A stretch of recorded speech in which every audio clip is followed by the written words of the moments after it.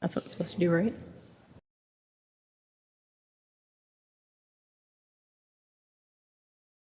My name is Jen Doherty, and I am the chair of the CPA Exploratory Committee here in Westborough.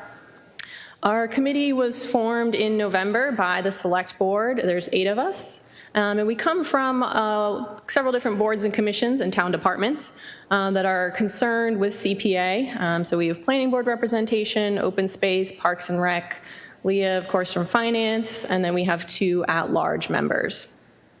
And so since November, we've kind of been looking at the question of CPA, Community Preservation Act, how it might work in Westborough, how it works, how it's adopted, what kind of course, the big question, what kind of funding might Westborough get from Community Preservation Act. And so we presented to the Select Board a few weeks ago and are now beginning our public outreach. We're still sort of exploring. We don't have a formal recommendation of anything just yet, so you'll see several different numbers and several different ways Westborough might be able to use CPA. And we wanted to start with a lot of the boards and committees and town departments here because a lot of you will either be involved in administering CPA or might ultimately apply for CPA funds to use for projects. So you'll be the ones that will sort of be directly involved, and so we wanted to start with the boards and committees, and we will eventually be doing more general public outreach to the residents of Westborough. So we'll get started. So to begin with, what is the Community Preservation Act? This was state enabling legislation that was signed into law in 2000. And it allows communities to place a surcharge on their real estate taxes of up to 3%. It also allows communities to adopt several exemptions. And these include things like the first $100,000 of value for residential and commercial industrial properties, and also a total exemption for senior and low-income property owners. In addition to that local revenue, the state provides a varying level of matching funds each year. These come from the Community Preservation Trust Fund, which is generated through fees collected at the Registry of Deeds, and it totals about $60 million each year. The important thing to know about this trust fund is that all communities pay into it, regardless of whether or not the community has adopted CPA. So for Westborough, we haven't adopted CPA over the past 20 years. So every time Westborough property owners buy or sell a property in town or refinance their mortgage, put their property into a trust, they're paying that $50 fee at the Registry of Deeds, which is then going to other communities in the state that have adopted CPA. So once a community adopts CPA, they have 3 main categories that they can use their funds for: affordable housing, open space and recreation, and historic preservation. Each year, the community must allocate at least 10% to each of those 3 categories for a total of 30%. You can use 5% for administrative costs, and then the remaining 65% can be spent among those 3 categories as the community sees fit. The important thing to note is that the funds do not expire, so they're not like regular municipal appropriations, and they can be banked for future years. They're not going to go anywhere, and they also won't go back into the general fund or anything like that. They're always going to be in a separate CPA fund that's used for these 3 categories. Communities will also establish a Community Preservation Committee, another appointed town board commission, that reviews all the funding requests and ultimately presents them to town meeting. So here in Massachusetts, 186 communities throughout the Commonwealth have already chosen to adopt CPA. And you'll see that most of our neighbors have adopted CPA, as well as very small communities and very large communities like Boston. So looking at our neighbors, most of our neighbors here in Westborough adopted CPA pretty early on, pretty close to when it was adopted in 2000. The most recent was Shrewsbury, which just adopted it this past November. And again, you can see that the surcharge percentage is up to the community. So our neighbors have adopted anywhere from 1 to 3% surcharges. And then the final column on the right shows all of the revenue that they've collected from both their local surcharge and the state matching fund. So how exactly is the surcharge calculated? So while we were going through this, we wanted to try and limit the initial impact to around $50 a year for the average residential property. And the important thing to note about CPA is that the surcharge is calculated on the amount you pay in taxes. It is not calculated on the valuation of your house. So it is an up to 3% surcharge on your $10,000 tax bill, not your $500,000 house valuation. Two very different numbers, obviously. So calculating the surcharge, you take the average residential valuation here in Westborough, which is around $530,000. We were looking at adopting the first $100,000 exemption for valuation. So you'd take $100,000 off that valuation to $430,000. Using the FY21 tax rate, that generates a tax bill of around $8,000. And then you take the surcharge on top of that, a surcharge of 0.5%, brings you to a $40 yearly surcharge on your tax bill. So what would that $40 get us? Well, looking at all of the property classes in Westborough here on the top chart, of a surcharge at 0.5% and a first $100,000 exemption. In FY21, we would have generated just under $325,000 in local revenue. And then on the bottom, using the FY21 matching rate of just under 30%, we would have received a little over $93,000 from the state, bringing us to a total CPA revenue of about $418,000 in FY21. Now, obviously, that was just on 0.5%. So what were some of the other figures?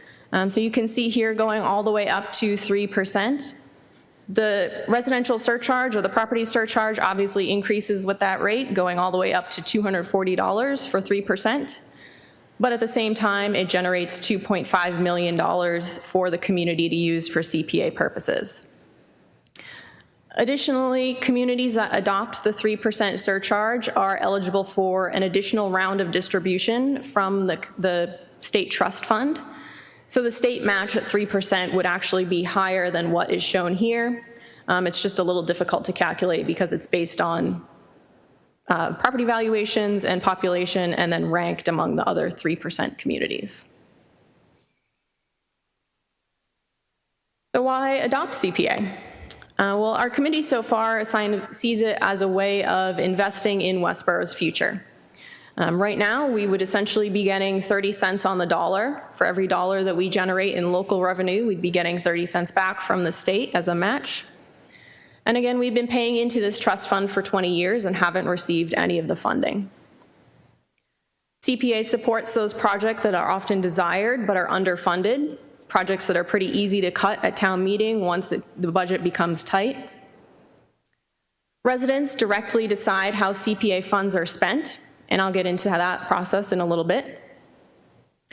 The CPA can also provide a fund that can lower the amount needed to bond for large projects.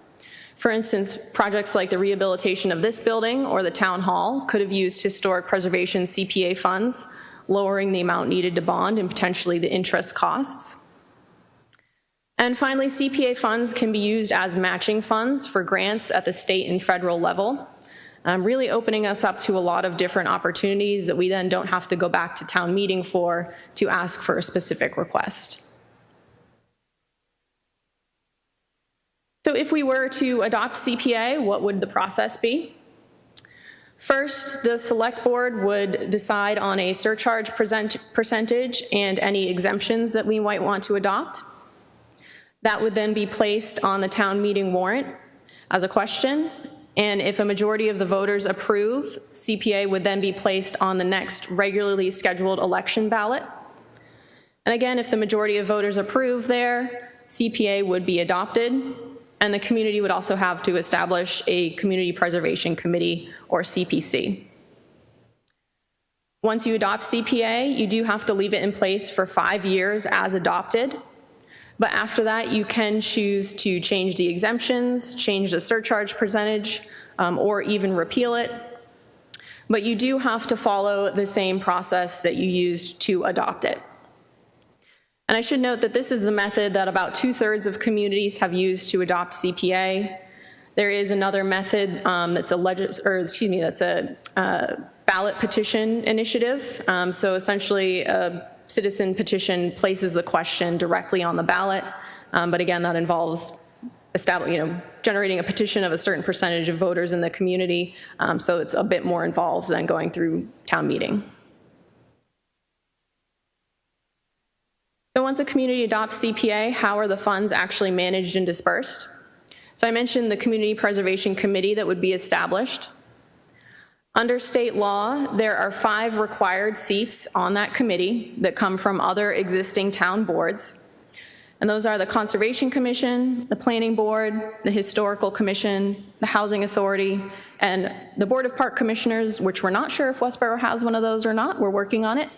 But if we don't have one of those, that seat would be filled by either the Open Space Preservation Committee or the Parks and Recreation Committee. It would be up to the town to decide. You can then add up to 4 at-large members, and those can be either true at-large members from among the residents of the community, or you can dedicate those seats to certain boards and commissions if you wanted to. The CPC is tasked with developing a community preservation plan and updating it regularly.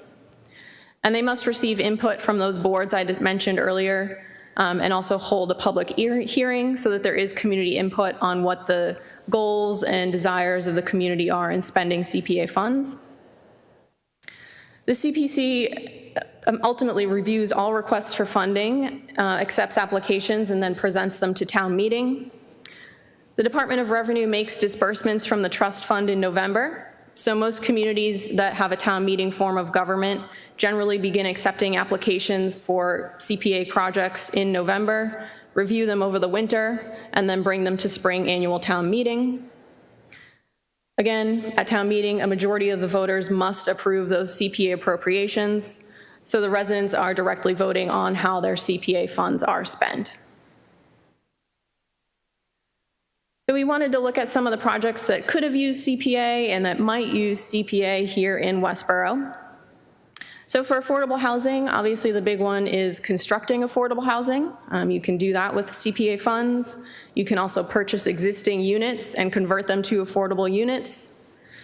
You can directly fund an affordable housing trust, which we now have. And you can use affordable housing or CPA affordable housing funds for maintenance on existing units as well. For historic preservation, I already mentioned the renovation of this building and town hall could have both used CPA funds. We could have used it for the digitization of town records. The Historical Commission has an ongoing program to repair historic gravestones, which could use CPA. And then also the rehabilitation of the Harvey building could make use of CPA funds. And finally, open space and recreation. Obviously, the big one is that you can purchase land with CPA funds. You can also purchase conservation restrictions to protect land if not directly purchasing it. You can use it for active recreation spaces. So the tot lot or pickleball courts could have used CPA funds. CPA funds can be used for dog parks as well. And then what CPA cannot be used for. Obviously, projects that are outside of the 3 main categories of affordable housing, historic preservation, or open space and recreation.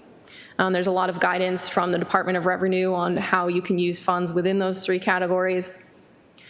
And then more recent court cases have limited CPA funds and sort of excluded them from use on sidewalks, indoor recreation spaces, athletic turf, churches. And I mentioned maintenance on affordable buildings. You can use it for major envelope preservation and life safety systems, such as putting a new roof on or putting a fire suppression system in. But you can't use it for, upgrading kitchens or bathrooms or anything like that. So it has to be sort of major work on existing affordable units. And so finally, our next steps. Again, we're starting with these board and commission information sessions, and then we'll be working to gather information from the public, probably having some similar meetings there, just getting a feel for what people think of the numbers, if there's any major questions or concerns about adopting CPA.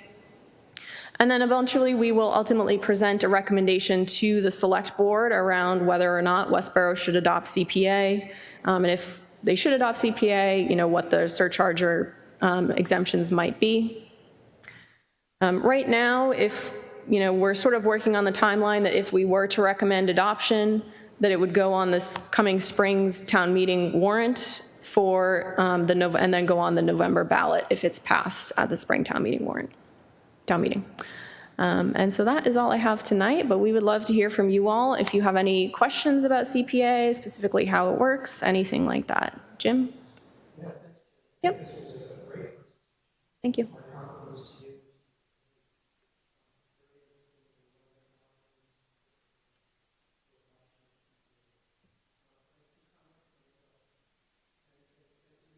We've tried to adopt this. And I made the presentation myself.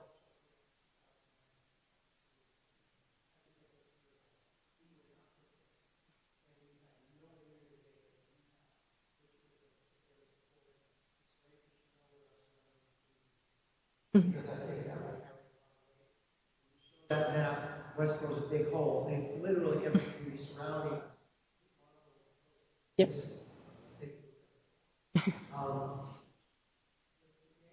Is very compelling, and I think that when you present it to the board of selectmen, you need to make the case for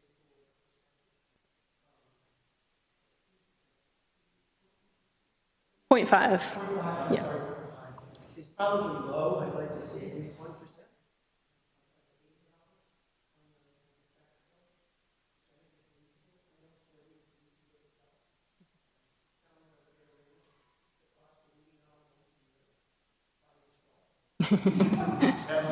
It literally is. It's the cost of being out.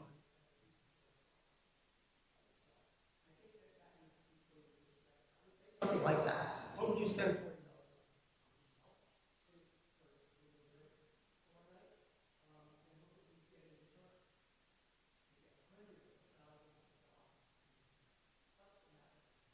Yep. My comment is when we failed miserably on this,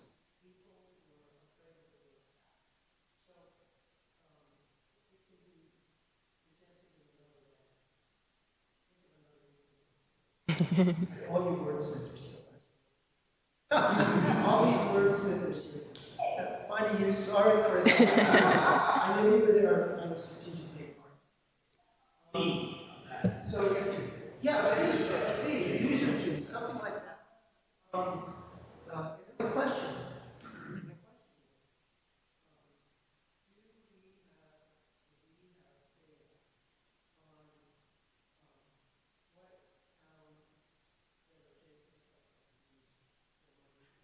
Yep. You gave examples of what people but if we said, well, Grafton built a new Hopkinton was a time. Built, whatever. So that would make me really jealous. Yeah, we do. We have a lot of that. And if anyone's interested, I'll put a plug. The Community Preservation Coalition, which is the statewide nonprofit, they have an amazing database that includes all of the projects from every community from when they've adopted CPA all the way up to today. So you can look up any community and see sort of how they've been using their CPA funds. So, yeah. And that link is on our website. And the link is on our website, on the town's website as well. So. This presentation as well. Yeah. Yep. I saw your article in the Mm-hmm. Yeah. Okay. Thanks. Yep. I don't even know if 200 second is actually the question,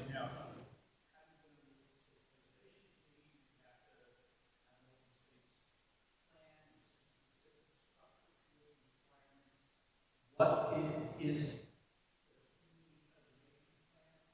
Mm-hmm. how is that? Is there a structure? Yeah, so that's in the MGL that establishes CPA. It kind of lays out, what the purpose of a community preservation plan is and what it needs to have in it. And then, like I said, that it requires input from the existing boards and commissions that are on the CPC. So, yeah. Hi, I'm Ed Bay. Oh, I'm chair. Hi, Jen. I'm chair of the Affordable Housing Trust. And two questions. One is, you have one woman for committees or representative who had to be from the housing authority. And I want to make sure that you have clear whether it's. Thank you. Okay. I can hear. Right, the question is, you had up on the board that the boards include the housing authority. Yep. And we have a housing authority Yep. who runs and maintains affordable housing. We also have, as I just mentioned, the Affordable Housing Trust. Yep. Which one? Yep, it's the Housing Authority. So again, these Okay. are the boards that are listed in the Mass General laws related to CPA. Okay. So that, someone from the Housing Authority would have a seat on this commission. But then, as I mentioned, communities can also add up to 4 other additional members beyond these 5. And if the community desires, you can sort of assign one of those 4 seats to other boards and committees. So if Westborough adopted this in our bylaw, when we establish the local committee, we can say these 5, but also this 6th seat is reserved for someone from the Affordable Housing Trust. Okay, and when you did say who was getting the money, you were saying, the 3 minimal 10%. Yep. I thought in that case it was an affordable housing trust, or am I wrong? Was that also housing authority? No, so it's those terms are just general categories. So it's a category of affordable housing, and then how do you spend it within affordable housing? Do you give some of it to the housing authority? Do you give some of it to the housing trust? Do you give, does Habitat for Humanity apply for some of the funds, and then they can use them to build affordable units in town? It just depends. Those are just sort of broad categories. Okay. I will say on the Affordable Housing Trust, there are, affordable housing trusts and I believe it's open space or conservation trusts are 2 specific pots where you can essentially just dump money into them. You can dump CPA funds into them, and then those boards can then use the funds as they see fit. Because they're established under Mass General law and they have certain requirements about how they spend their money that are compatible with CPA. And so it allows them to be a little bit more flexible. So they just have the money throughout the year that they can spend rather than having to wait to come to town meeting for specific projects. So. Okay. One other questions I had was, you mentioned senior exemptions. Mm-hmm. Is that, I didn't see any particular points. Is there something that you have in mind that? So, Leah, I don't know if you want to talk about that a little, or. So that's based on like an exemption. Say, for instance, if somebody had a complete exemption of their real estate taxes, then say they were 100% disabled vet and they are not paying taxes, then this wouldn't go on top of that. It would negate it and it wouldn't be charged. The surcharge wouldn't be on their bill because they would have no bill. So I think like a $750 deduction would come off of their bill if they had an exemption. So they wouldn't be surcharged on the exemption. Right, okay. Well, my question, I guess, more specifically would be then, it doesn't mean like, okay, you're 65 or older, you get an exemption. I think that should be made clear in the presentation, because you read, oh, seniors too, and yet then begin doing a little jig, and that's not what you had in mind. So I think saying which seniors actually will be exempt is important.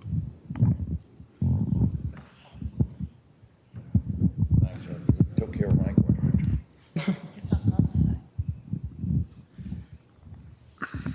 Thanks. That was an excellent presentation. That's really good work by you and the committee. Very impressive. My inclination is to push a little harder for a higher rate as well.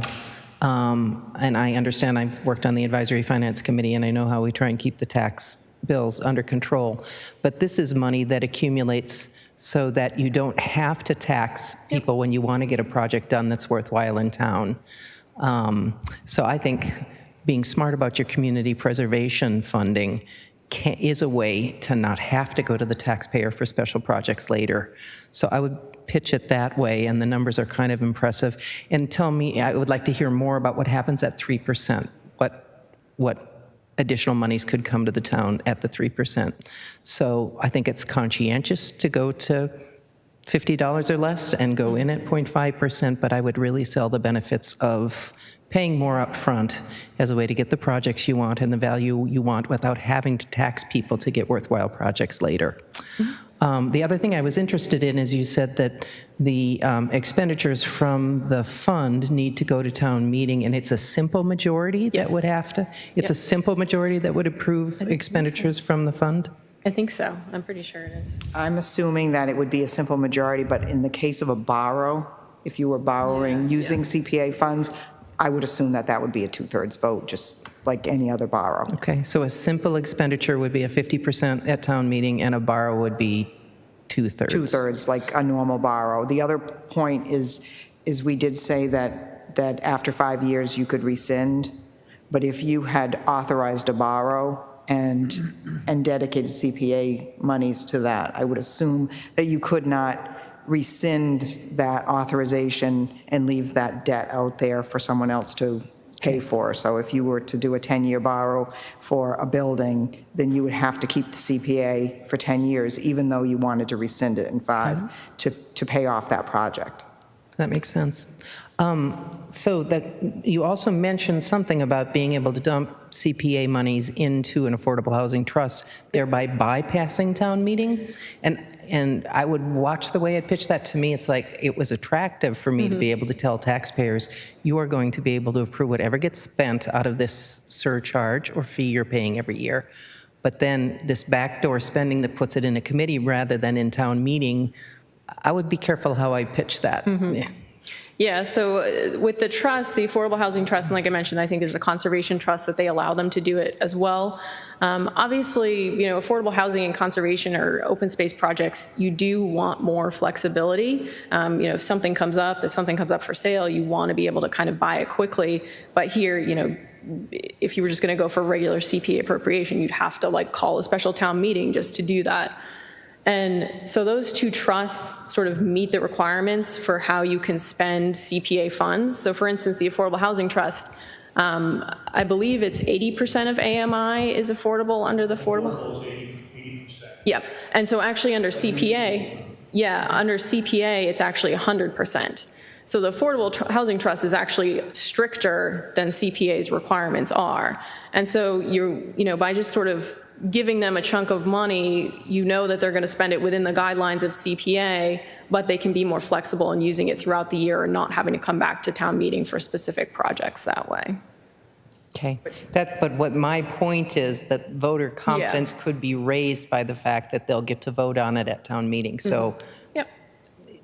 But the money that originally goes in has to be voted by town meeting. Yes, but you still have to vote that original money into the Affordable Town Housing meeting Trust. has the authority to vote it into the Affordable Housing Okay, Trust. so It's if not town meeting puts bypassing, it there. Like, say, for instance, we said 10% Yes. was affordable housing. Excellent. It never goes to town meeting, it just 10% goes to affordable housing. That's not the case. Okay. The town meeting voter still has to vote Perfect. to put that 10% into affordable housing, knowing that they're giving it to the Affordable Housing Trust, which then can spend it on what they see fit Right. without town meeting approval, right. which they currently can do now. Good, and the trust will have to persuade town meeting that that's a good.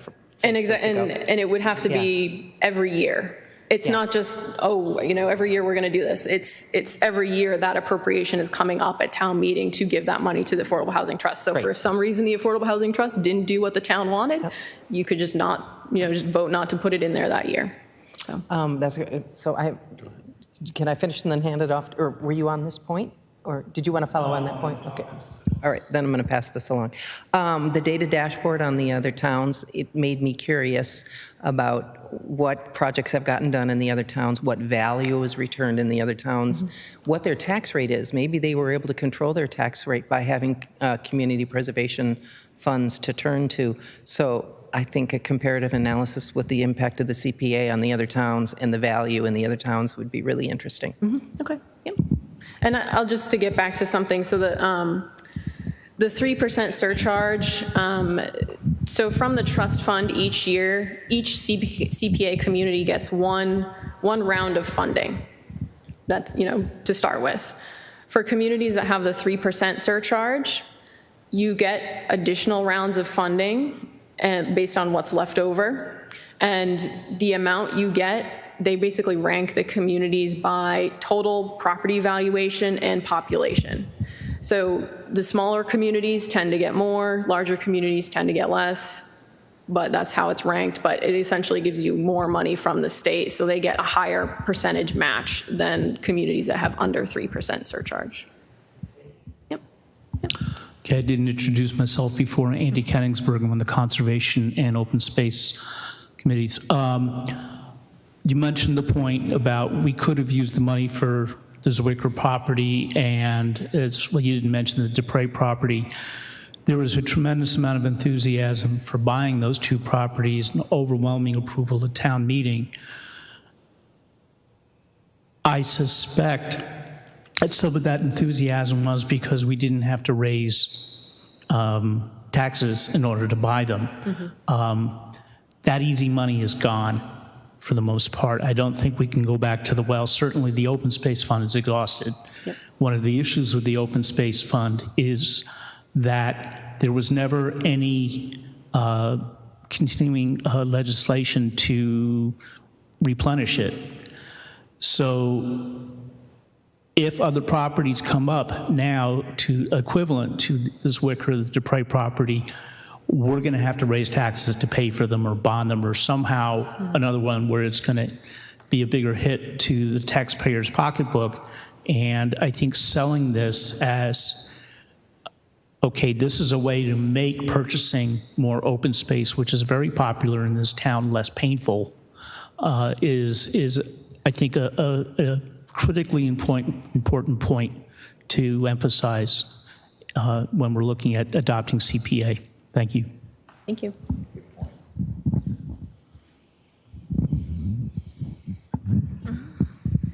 Thanks, Jen. Lester Hensley, Chair of the Master Plan Advisory Committee.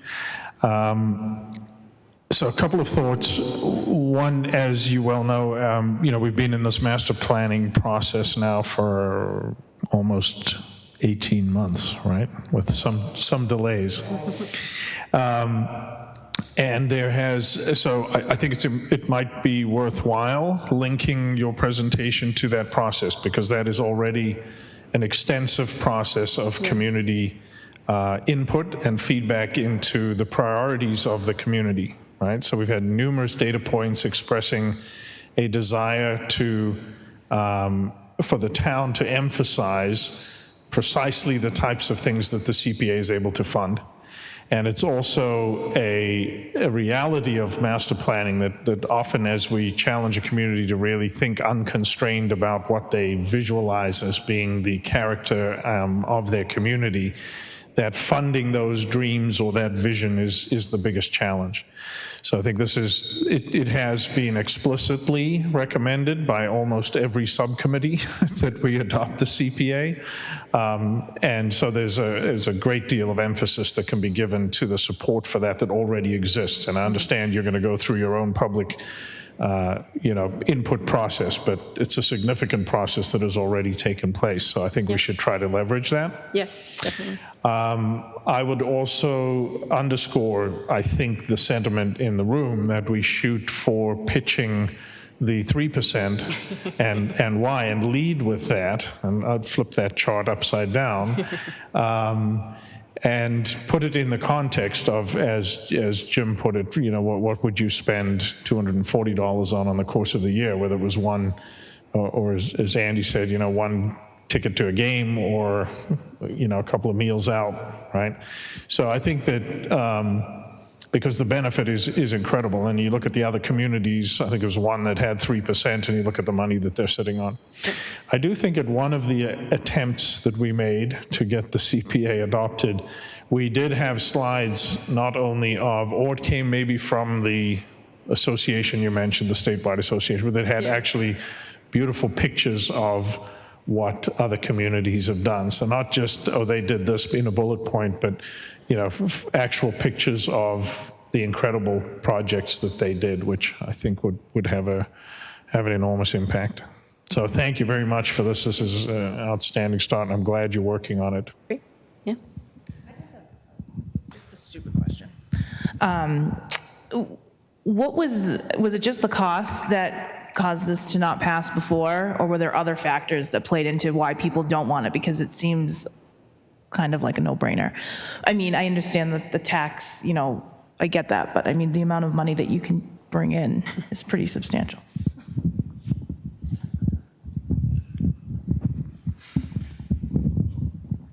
Thanks. So for those watching at home, I'm Jim Robbins, a town planner. The first time we tried it, the word tax rate scared everybody, but I think in its infancy, the infancy of CPA at the state level, people didn't understand the program. And one of the comments that I was going to make is that it's really important that we express to people inflation. So Lester brought up the point just now, shoot for the 3%. And the point earlier that I made about putting in perspective is something you might possibly buy. $240 a year is a real small amount of money when you think that we're going to use this money for capital expenditures. If anyone has done any work on their house during the virus, they know what it costs to have something built. The cost of materials, and the rate of inflation for cost of materials is exorbitant. It's in the thousands of %. The other point that ties directly into that is that you can't change the percentage or the rules for 5 years. So what does inflation do in 5 years? I don't expect that we're going to see the same rate of increase on construction materials, but there is inflation on everything. So I suspect that if we miss the window of opportunity of going low for 0.5% or even 1%, we're going to regret it in 3 years from now. And we're going to have to yet wait for the end of 5 years to bring it back. So better to shoot high, make the case of what you can do with the money, show what our neighboring towns have done, and stress the point of inflation and the waiting time you need to change the rules, because you can have a lot of regret in that time.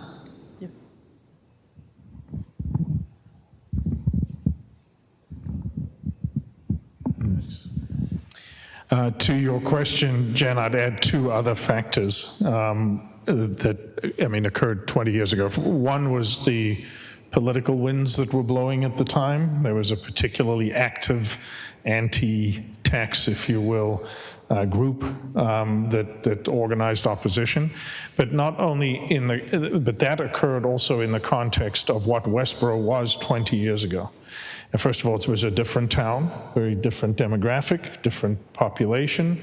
And what has occurred over the last 20 years is that we have continued to develop many of the greenfield open spaces that are or were available at the time. So the window is narrowing now. If we really want to achieve the aesthetic balance of appropriately developed and preserved open space, recreation, et cetera, that window is rapidly closing on Westborough, right? We've always said that Westborough's destiny was written on the map, right, at the convergence of the highways that it sits at, and its popularity is not going to decrease. So I think that we have a population that chose Westborough as a place to settle, that chose it because of this balance of open space recreation as well as good places to live.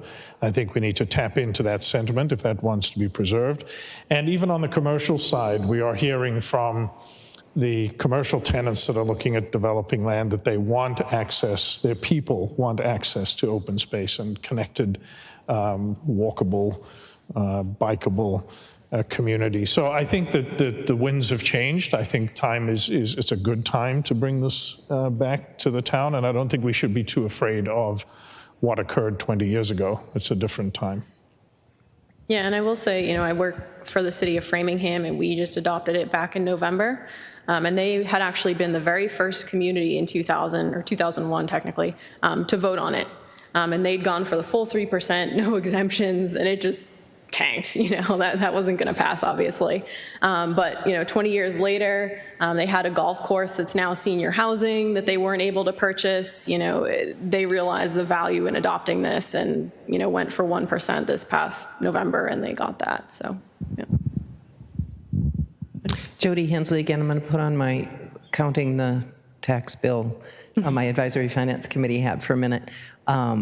So I would be curious and interested in pitching the value of the 3%, adopting the 3%, by emphasizing the value of what you're going to get back for that. But I'm going to ask Leah, too. That means in the first year, that tax bill, I'm the one who pushed to keep those tax bills under 3% increases every year. But if we had a budget that went up 3% and we had the 3% tax or surcharge, we would have a 6% increase that year, right? Absolutely. You're taking the words out of my brain, because I was thinking the same thing. I'm like, okay, you need to understand that if you go 3% and you hit 240 and the tax bill itself goes up by $350, you're talking about a $600 for the average single-family tax bill going up. And if you were living in a home that's twice that, that's a $1,200.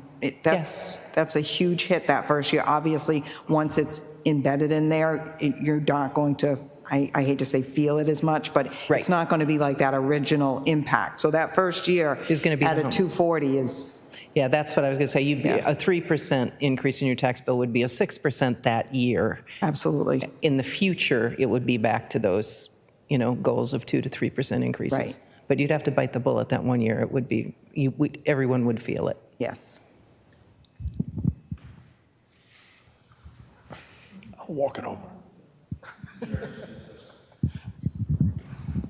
Yeah, just to that point, and it's a very good point. Obviously, Prop 2.5, when I look at the numbers up there, Prop 2.5 was put in place because that was more or less inflation. And we're starting to see, we're probably coming back to that level in the future. So going with a higher number, I think, is reasonable.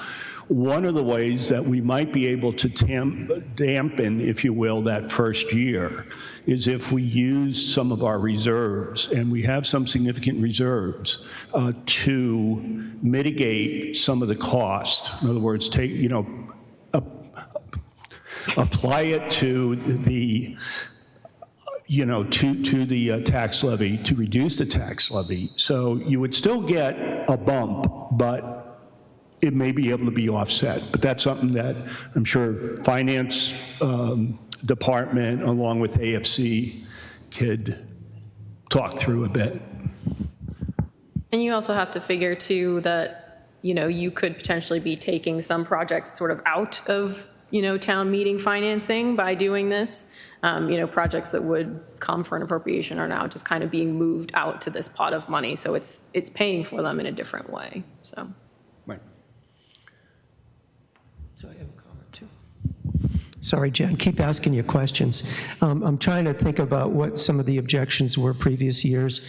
One of the comments that was made was, well, the more towns that join this, the less money there's going to be from the state to go around. I think that's a specious argument, because that still shouldn't stop you from adopting this because of the local benefits that come from the local taxpayer. But do you have any data on that? Yeah, so there's actually been a lot of support at the state level for increasing the trust fund because, again, it comes out of the registry of deeds fees. And so in 2008 hit, nobody's buying or selling property. The trust fund was really depleted. And it used to be 100% match when it was first passed. Now it's down to about 30%.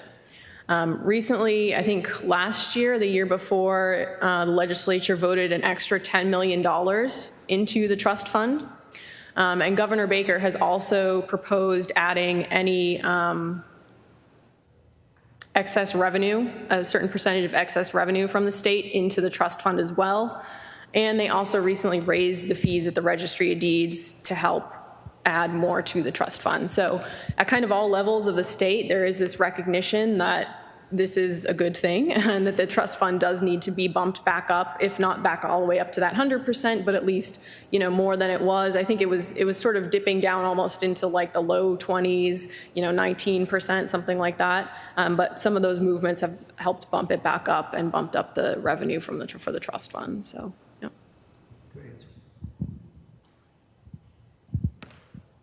Questions? I think this has been really great. I think it's good for us committee members to hear sort of the different perspectives. You know, when we presented this to the select board, I actually didn't have this slide in here. We were just presenting the 0.5% number, and they had sort of similar comments to you all that you were interested in what some of the other surcharge percentages would bring us. So it's interesting to hear that you're all looking at that 3% number, or at least a different number besides 0.5%. We have another one of these on next Wednesday, so if you have any other board or commission members that you know of, please invite them and encourage them to attend. And then, like I said, we'll be doing more public outreach to the residents of Westborough in the coming weeks and months, and ultimately presenting a recommendation to the select board.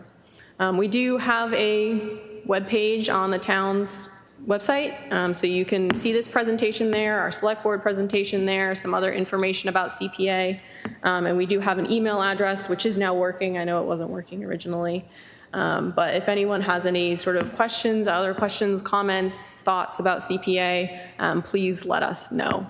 And all our meetings are open to the public, of course. They're public meetings, and we will be meeting in public now probably, so that's exciting. But yeah, thank you all for coming, and just let us know if you have any other questions or comments.